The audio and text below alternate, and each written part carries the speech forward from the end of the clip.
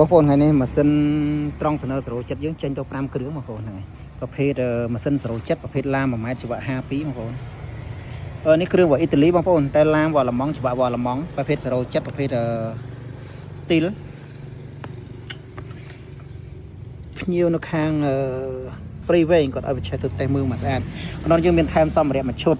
មានកូនសោមានខ្ចៅដោះខ្ចៅចោះនិងប្រភេទច្បាក់លេខ1វ៉ាឡម៉ង់បងហ្នឹងបងប្អូនហ្នឹងប្រភេទ10អក្សរ A AA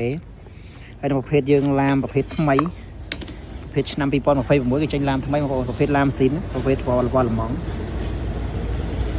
យើងមកបច្ចេកធ្វើទាំងអស់នេះបងប្អូនមុនផ្ញើជូនគ្នាទៅតាមខេត្តហ្នឹងបាន5គ្រឿងដែរខាងនេះហ្នឹងហើយចាំមើលយើងបច្ចេកធ្វើទាំងអស់គ្នាមុនបងប្អូនមុនដាក់អីវ៉ាន់ជូនភ្ញៀវរកបងប្អូនចង់បានអីវ៉ាន់បងប្អូនគ្រាន់តាក់ទងតាមเพจនិងឆាតតាម Telegram ក្រុមការងារគាត់បច្ចេកធ្វើតែមួយស្អាតបានផ្ញើជូនបងប្អូនរីសេវា1025ខេត្តក្រុងបងប្អូន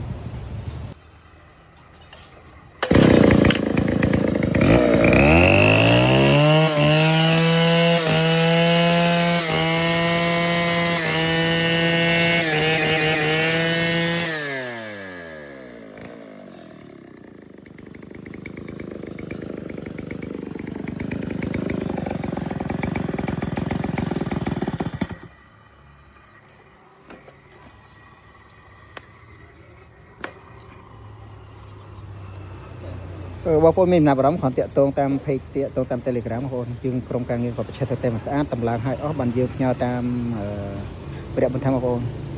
អីវ៉ាន់ទៅដល់ចាំបងប្អូនទូទាត់លុយជាមួយព្រះបន្ថែមបងប្អូនសូមអរគុណ